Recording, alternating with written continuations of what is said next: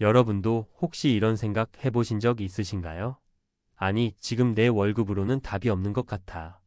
이렇게 계속 버티다 은퇴하면 도대체 어떻게 살아야 하지? 보통 우리는 늦어도 60대 중반이면 은퇴라는 단어를 자연스럽게 떠올리게 됩니다. 하지만 요즘은 일찍부터 제2의 인생에 대비하는 사람들이 늘어나고 있어요. 그런데도 대부분 막상 은퇴를 준비하는 시기가 되면 막막해지곤 하죠.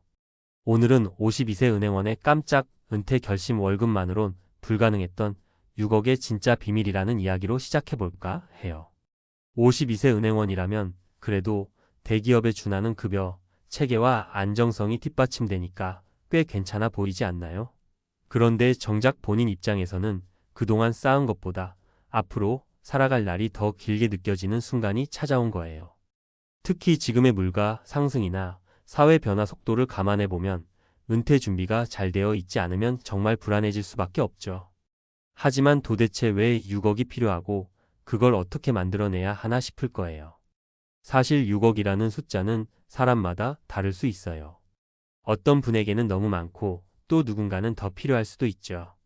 중요한 건 내가 앞으로 살아갈 생활비와 여유 자금이 충분하냐는 거예요. 은퇴 후에 원하는 삶의 스타일에 따라 필요 금액은 달라질 테니까요. 오늘은 52세 은행원이 어떤 마음으로 6억이라는 목표를 잡았는지, 그리고 그 뒤에 숨은 전략들은 무엇인지 살펴볼게요. 여기에 더해 또 다른 사례 두 가지를 더 들어서 실제로 어떻게 은퇴 준비와 이후의 삶을 풀어나갔는지 이야기를 보태볼까 해요. 본론 은퇴 준비와 그 이후의 삶. 52세 은행원 A씨의 이야기. 솔직히 처음엔 저는 제가 큰 문제 없다고 생각했어요. 은행에서 일하다 보니 나름 전문직이고 주변에서 퇴직 후에 바로 재취업하는 선배들도 몇몇 봤거든요. 그런데 막상 제가 50을 넘기고 나니 상황이 정말 달랐습니다. 집에 대출도 조금 남았고 애들 대학 등록금은 계속 들어가고 또 막내는 유학 가고 싶다고 하니 월급만으로는 절대 안 되겠더라고요. A씨가 6억이라는 목표를 잡은 건 단순히 큰 수를 목표 삼은 게 아니었어요.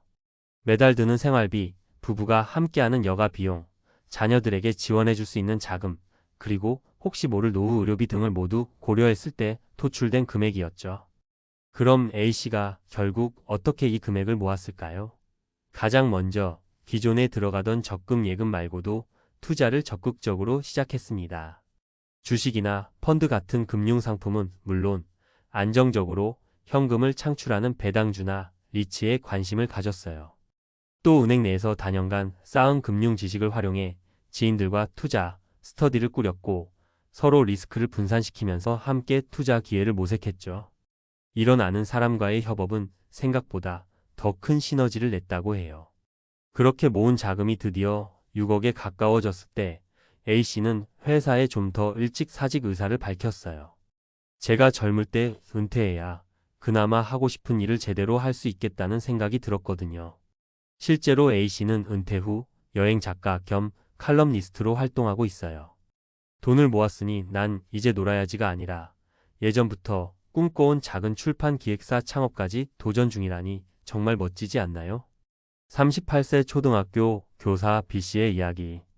제 주위 사람들은 절 보고 그냥 계속 교사로 근무해서 연금 받으면 되지 않냐고 하더라고요. 사실 초등학교 교사라는 직업이 안정적으로 보이긴 하죠. 그런데 문제는 정년까지 기다리는 동안 내가 얼마나 재미있게 살 수 있느냐였어요. 매일 반 아이들 돌보느라 즐거움을 느끼다가도 문득문득 이게 내 평생 일인가? 하는 회의가 찾아왔거든요. 그래서 B씨는 30대 초반부터 부수입을 만들기 위해 고민을 시작했습니다. 주말에는 교육 관련 유튜브 채널을 운영해봤고 동료 교사들과 함께 아이들 대상 온라인 학습 프로젝트도 기획했어요. 그 결과 몇 년 만에 꽤 괜찮은 수익이 들어오기 시작했습니다. 처음엔 작게 시작했지만 호응이 커지자 지역 교육청과 협업하는 수준까지 성장했죠. 그렇게 모은 돈과 기존에 받던 월급, 그리고 소소하게 투자해둔 적금 펀드 등을 합쳐 38세가 되던 해 어느 정도의 목돈이 만들어졌습니다. 물론 6억을 모았다는 건 아니었어요. 하지만 그녀에게 필요한 은퇴 자금은 나름 계산해본 결과 3억 4억 선이었고 이후에도 부수입이 꾸준히 들어올 수 있겠다는 확신이 생겼습니다. 결국 학교를 그만두고 본인이 만든 교육 콘텐츠 플랫폼 사업에 전념하게 되었죠. 사실 교사로 정년까지 버티면 안정적이겠지만 저는 어차피 한번 사는 인생, 조금 일찍 제 인생의 방향을 바꿔보고 싶었어요. 주변에 반대도 많았지만 막상 나와보니 오히려 제 비전에 공감하는 사람이 더 많이 모이는 것 같아요. B씨가 전하는 경험담입니다. 47세 영업사원 C씨의 이야기. 저는 스스로를 평범한 직장인이라고 생각했어요.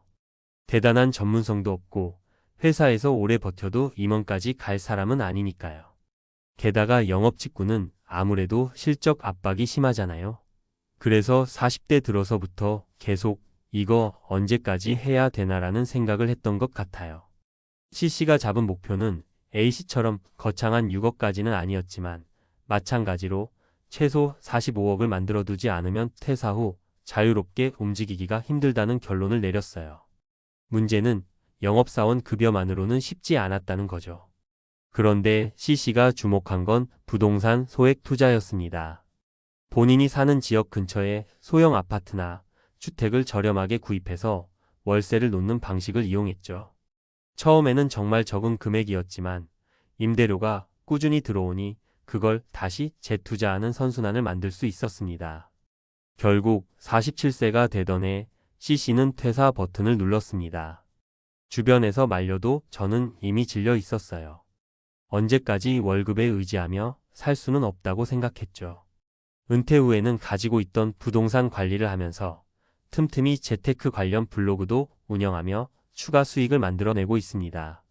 시간이 많아지니 공부할 여유도 생기고 새로운 아이디어도 떠오른다고 하네요. 은퇴 후 어떻게 살아갈 것인가? 위 세 사람의 사례를 보면 공통점이 하나 있어요. 일정한 수익 기반이 있어요. 좀 더 과감히 은퇴를 선택할 수 있다는 것이죠. 그리고 그 수익 기반은 결국 내가 이미 가지고 있는 재능이나 네트워크, 그리고 약간의 투자, 감각을 최대치로 활용해서 만들어낸다는 겁니다. 어떤 분들은 에이, 나는 특별한 재능이 없어서 못할 거야 라고 생각하실 수도 있어요. 하지만 A씨도 B씨도 C씨도 처음엔 똑같았습니다. 은행원이든 교사든 영업사원이든 자기 일에만 매달릴 때는 바쁘다는 핑계로 새로운 시도를 멀리했죠. 하지만 막상 은퇴 준비가 절박해지니 자기 일이든 취미든 작은 프로젝트든 뭐든 하나씩 붙잡고 뚫고 나가기 시작했습니다. 결국 그렇게 한 걸음씩 걸어가다 보니 6억이든 3억이든 자신만의 목표 금액에 도달할 수 있었던 거예요. 또 한 가지 중요한 점은 은퇴 일을 전혀 안 한다가 아니라는 겁니다. 실제로 많은 분들이 은퇴 후에 또 다른 일을 시작하죠. 돈을 벌기 위해서이기도 하지만 자신의 삶에 의미를 부여하기 위해서이기도 해요. A씨는 여행 작가 겸 출판 기획, B씨는 교육 플랫폼 운영, C씨는 부동산 임대와 블로그 운영 등.